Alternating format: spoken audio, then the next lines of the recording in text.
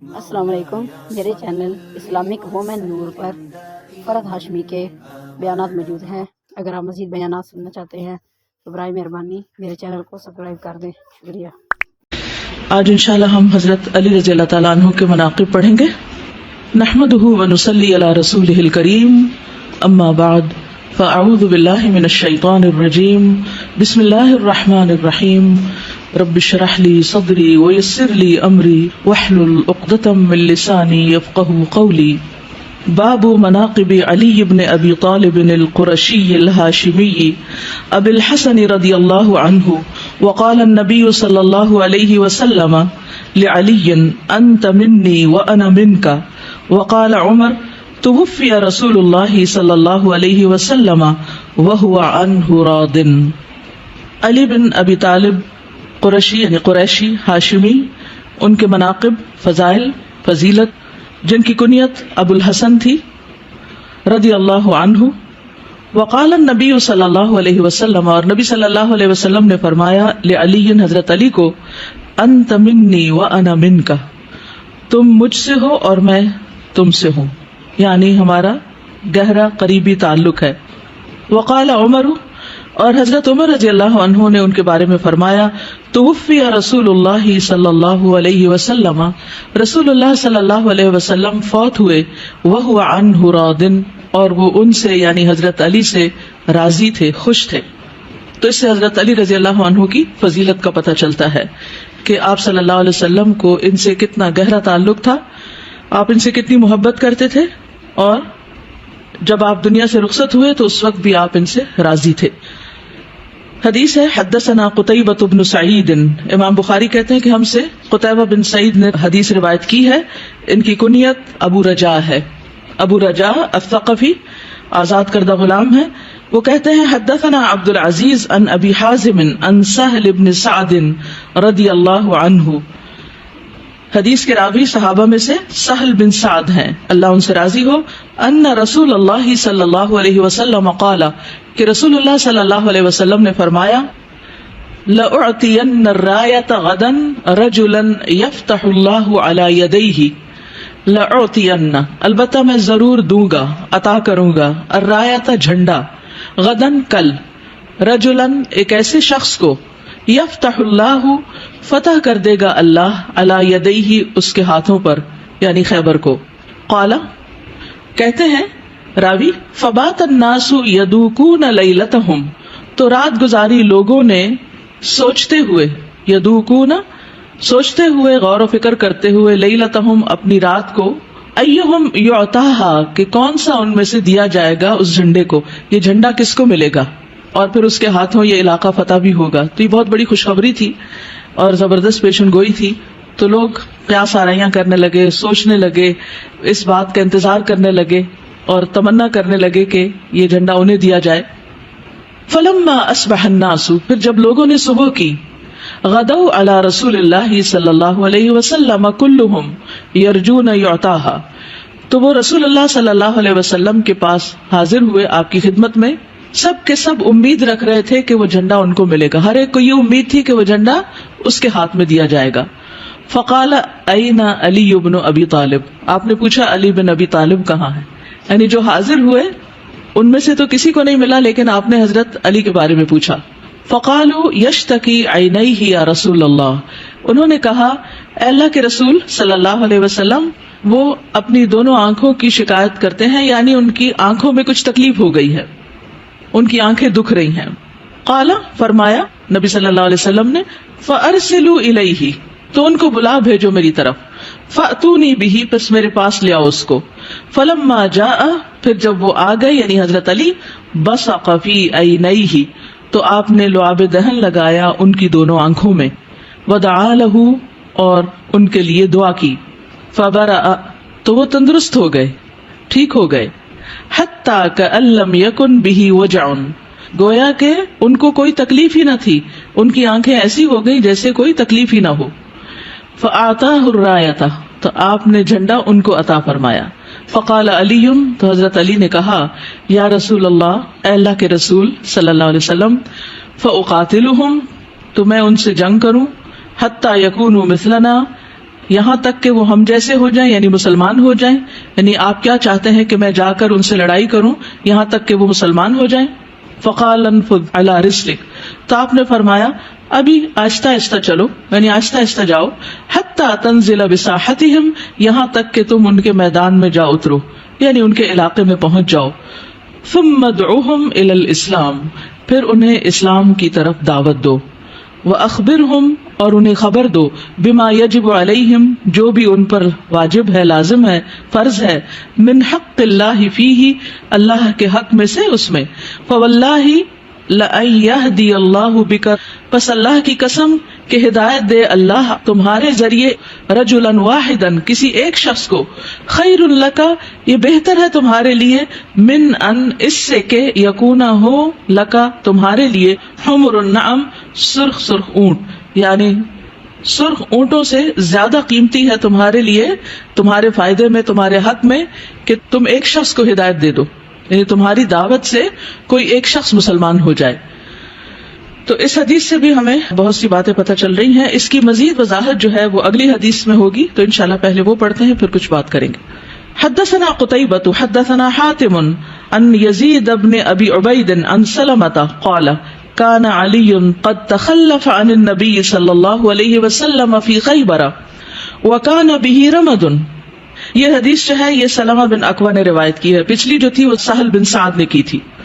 تو سلمہ کہتے ہیں کانا تھے علی رضی اللہ عنہ، قد تخلفا، پیچھے رہ گئے، عن النبی صلی اللہ علیہ وسلم، نبی صلی اللہ علیہ وسلم کے، فی خیبر، غزوہ خیبر کے موقع پر، وکان بہ رمد، اور ان کی آنکھوں میں تکلیف تھی، یعنی آنکھیں دکھ رہی تھی، آشوب چشم تھی.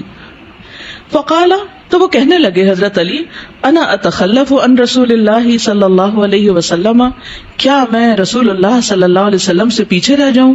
یہ تو کوئی اچھی بات نہیں، میں پیچھے نہیں رہتا. فخرج علی، تو حضرت علی نکل پڑے. فلحق بالنبی صلی اللہ علیہ وسلم، تو وہ نبی صلی اللہ علیہ وسلم سے جا ملے. فلما کان مساء اللیلۃ، تو جب اس رات کی شام تھی، التی فتح اللہ فی صباحها، جس کی صبح میں اللہ نے فتح عطا کی. قال رسول اللہ صلی اللہ علیہ وسلم، اس شام کو رسول اللہ صلی اللہ علیہ وسلم نے فرمایا، لأعطین الرایۃ، میں ضرور دوں گا جھنڈا، او لیأخذن الرایۃ، یا ضرور لے گا جھنڈا، غدن کل، رجل، ایک ایسا شخص، یحبہ اللہ ورسولہ، جس سے اللہ اور اس کا رسول محبت کرتے ہیں. او قال، یا یوں فرمایا، یحب اللہ ورسولہ، وہ محبت کرتا ہے اللہ اور اس کے رسول سے. وہاں یحبہ اللہ، اللہ پہ پیش ہے، فاعل ہے، اللہ محبت کرتا ہے، اور یہاں یحب اللہ، اللہ پر زبر ہے جو مفعول بن جاتا ہے، یعنی وہ اللہ سے محبت رکھتے ہیں. یفتح اللہ علیہ، اللہ تعالیٰ اس کے ہاتھوں فتح عطا فرمائے گا. فَإِذَا نَحْنُ بِعَلِيٍّ، تو ہم نے دیکھا کہ وہ علی ہیں. وَمَا نَرْجُوهُ، اور ہمیں ان کی امید نہ تھی کہ وہ بھی آ جائیں گے. فَقَالُوا، تو لوگوں نے کہا، هَذَا عَلِيٌّ، یہ ہیں علی. فَآتَاهُ رسول اللہ صلی اللہ علیہ وسلم، تو رسول اللہ صلی اللہ علیہ وسلم نے ان کو جھنڈا عطا کیا. فَفَتَحَ اللَّهُ عَلَيْهِ، تو اللہ نے ان کے ہاتھ خیبر فتح کرا دیا. تو یہ دونوں احادیث کمپلیمنٹری ہیں، ایک دوسرے کی ان حصوں کی تکمیل کرتی ہیں جس کی کسی ایک میں کمی ہے. تو دونوں کو پڑھ کر بات زیادہ سمجھ میں آتی ہے. اس میں آپ دیکھیے کہ رسول اللہ صلی اللہ علیہ وسلم جنگ کے لیے نکل رہے ہیں، آپ لوگوں کو بلاتے ہیں، لوگ آپ کے ساتھ چل پڑتے ہیں، آپ لوگوں پر لازم نہیں کرتے، صرف ان کو ابھارتے ہیں. حضرت علی رضی اللہ عنہ جو ہیں وہ بیمار ہیں، جانے کی سکت نہیں رکھتے، نبی صلی اللہ علیہ وسلم ان کو پیچھے چھوڑ جاتے ہیں. اور جب وہ چلے جاتے ہیں تو حضرت علی رضی اللہ تعالیٰ عنہ سوچتے ہیں کہ پیچھے رہ کے کیا کروں گا، میں بھی چلتا ہوں. اب یہ فیصلہ جو ایک مشکل وقت کا فیصلہ تھا، یعنی بہت مشکل فیصلہ تھا، یعنی بیماری کی حالت میں انسان کا کیا دل چاہتا ہے، یہ سب چلے جاؤ، میں آرام سے سو جاؤں. کبھی ایسا ہوتا نا کہ عید کا دن ہی ہو، مثلا کوئی اور ایسا موقع ہو کہ سب کہیں جا رہے ہوں، آپ کیا چاہتے ہیں اس وقت کہ سب چلے جائیں، چاہے وہ مسجد ہی جا رہے ہوں یا نماز کے لیے جا رہے ہوں، تو آپ آرام کر لیں تاکہ آپ ٹھیک ہو جائیں. حضرت علی رضی اللہ تعالیٰ عنہ نے اس موقع پر پہلے تو یہی سوچا کہ میں کچھ آرام کر لوں، لیکن پھر ان کا دل نہیں مانا اور وہ اٹھ کے چل دیے. تو یاد رکھیے، جو کام جتنی مشکل سے ہوتا ہے، جتنی تکلیف سے ہوتا ہے، اس کا اجر بھی بہت بڑا ہوتا ہے اور اس کے ذریعے کامیابیاں بھی بہت ملتی ہیں. کبھی اپنے نفس کے خلاف جا کر دیکھا کیجیے اور آپ دیکھیں گے کہ اللہ سبحانہ و تعالیٰ آپ کی اس چھوٹی سی کوشش میں بھی بہت بڑی برکت پیدا کر دے گا. اور ایسے بہت سے واقعات آپ کی زندگی میں بھی ہوں گے یا آپ نے آس پاس دیکھے ہوں گے. ابھی میں کلاس کے لیے آ رہی تھی تو تھوڑی دیر پہلے کسی کا فون آیا. ہمارے پچھلے انگلش بیچ میں ایک بچی پڑھتی تھی مریم, تو ان کے والد کا پچھلے جمعہ کو انتقال ہوا. تو ان کی والدہ نے کوئی مسئلہ پوچھنا تھا, تو کہنے لگی کہ میرے شوہر بس میڈیسن پر تو تھے ہی لیکن نارمل اپنے کام کاج کرتے تھے, اور جمعے کی صبح کو اٹھے ہیں اور انہیں تھوڑی تکلیف ہوئی ہے, بخار سا ہے, مسجد میں گئے ہیں, اشراق پڑھ کر ہی واپس لوٹے ہیں, آ کر تھوڑا ناشتہ کیا, پھر تھوڑا آرام کیا ہے, پھر اٹھے ہیں تو بخار اور ہو گیا تھا. پھر اس کے بعد وہ کہتے ہیں کہ کچھ کام ہے گھر کے, میں وہ کر لوں. تو ہم نے منع کیا کہ کام ہو جائیں گے, آپ آرام کریں. کہنے لگے میں دوا کھا کے چلا جاتا ہوں. سارے کام کاج ختم کیے, واپس آئے اور پھر بخار اور زیادہ ہو گیا. بہرحال جمعے کی نماز کا وقت ہوا ہے اور اتنے میں دوسرے بہن بھائی بھی آ گئے کہ آپ کو ہاسپٹل لے کے چلتے ہیں. کہتے انہوں نے اتنی ضد کی کہ مجھے پہلے جمعہ پڑھنا ہے, بعد میں ہاسپٹل جاؤں گا. کہتے کہ وہ ان کے بھائی کہہ رہے تھے کہ ہم سوچ رہے تھے کہ ان کو باندھ کے کسی طرح گاڑی میں ڈال کے لے جائیں کہ طبیعت ٹھیک نہیں ہے, لیکن یہ مان نہیں رہے. لیکن انہوں نے کہا نہیں, پہلے جمعہ پھر ہسپتال, پہلے جمعہ پھر ہسپتال. کہتے آخر ہم سب نے ہار مان لی اور بخار سے تپ رہے تھے. اسی حالت میں مسجد لے گئے ان کو, اور مسجد میں جا کر کرسی پہ بیٹھ گئے. خطبہ شروع ہوا اور کرسی پہ بیٹھے بیٹھے تھوڑی دیر میں خطبے کے دوران سر نیچے کر لیا اور نیچے کرتے گئے ہیں اور روح پرواز کر گئی.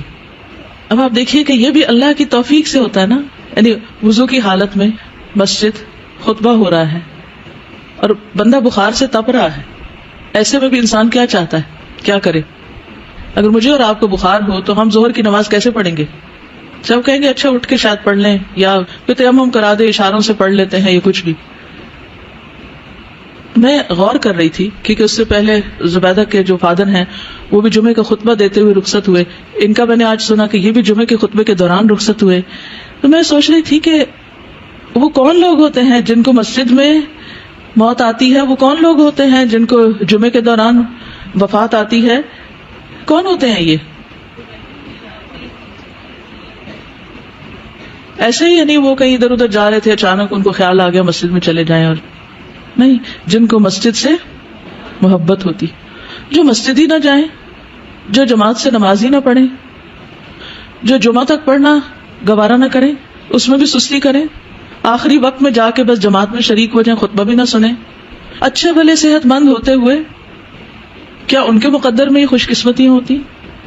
زندگی تو جتنی لکھی ہے اتنی ہی ہے, اس کو بڑھا کوئی نہیں سکتا.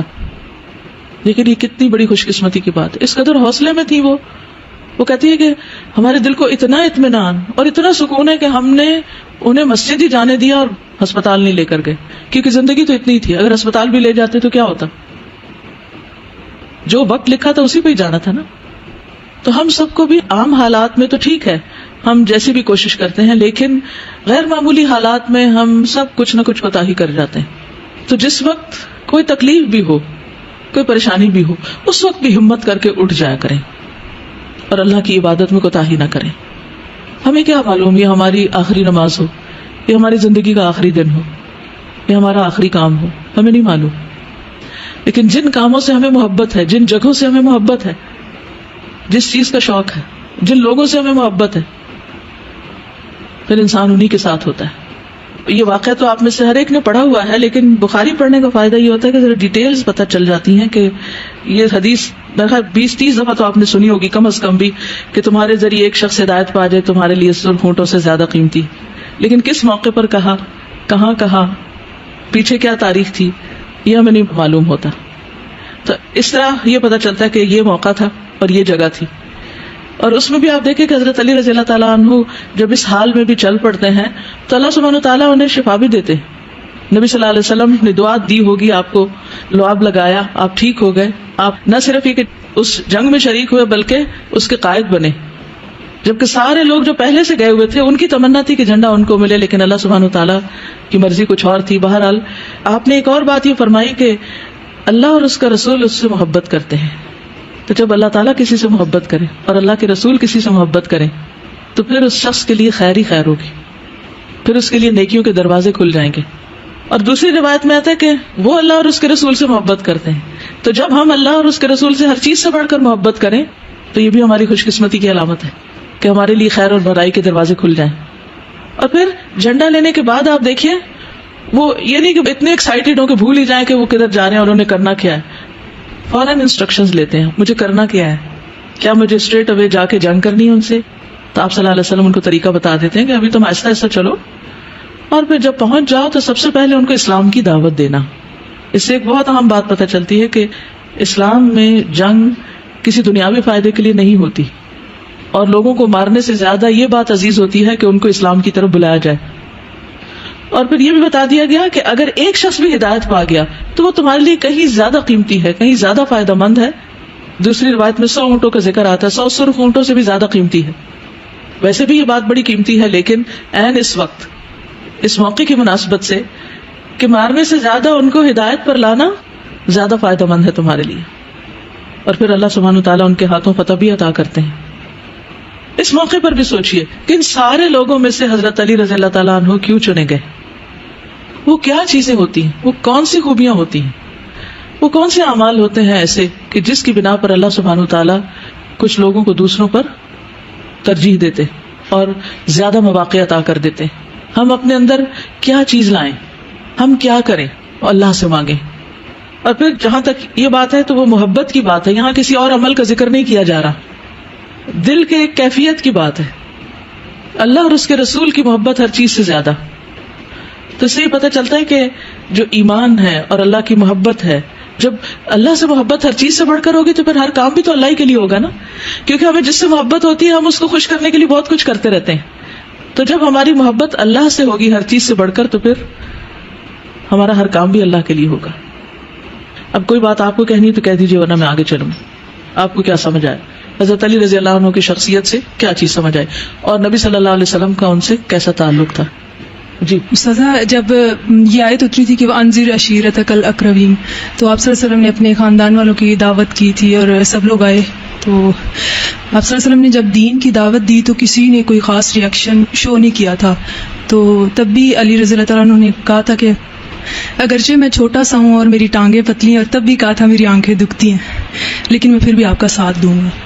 تو یہ چیز شاید ان کے بچپن سے بلڈ ہوئی. تیسری بار بھی جی، یعنی وہ بار بار آپ نے جب پوچھا تو حضرت علی ہی بار بار اٹھے. تو اس سے یہ پتہ چلتا ہے کہ دین کی راہ میں جب سبقت کرتا ہے انسان، آگے بڑھتا ہے، چاہے اس کے پاس وسائل نہ بھی ہوں، آپ بیمار بھی ہوں، آپ کمزور بھی ہوں، آپ عمر میں چھوٹے بھی ہوں. اصل چیز کیا ہے کہ کس کے اندر آگے بڑھنے کا کتنا شوق اور جذبہ ہے. السلام علیکم.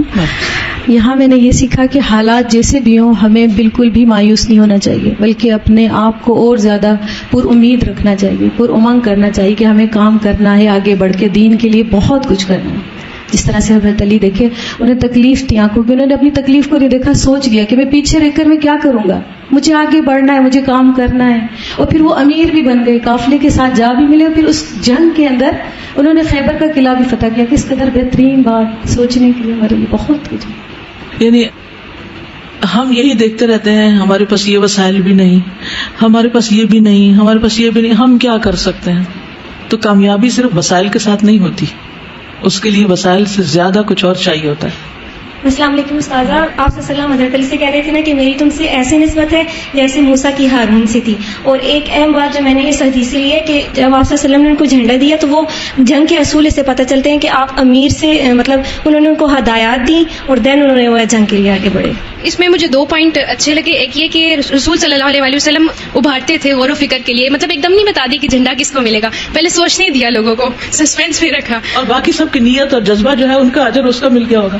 اور دوسرا پوائنٹ مجھے یہ اچھا لگا کہ جو چیز مطلب اللہ تعالیٰ نے خیر آپ کی قسمت میں لکھی ہے نا وہ آپ کو مل جاتی ہے. جیسے یہ پوائنٹ ہے کہ اتفاق سے حضرت علی آگے، حالانکہ ان کے آنے کی ہمیں امید نہ تھی، مطلب وہ ان کی قسمت میں تھی، ان کو مل گیا.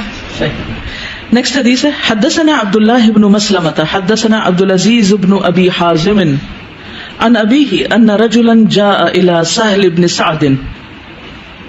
امام بخاری کہتے ہیں کہ ہم سے عبداللہ بن مسلمہ نے حدیث بیان کی، قعنبی کئی دفعہ ان کا ذکر گزر چکا ہے.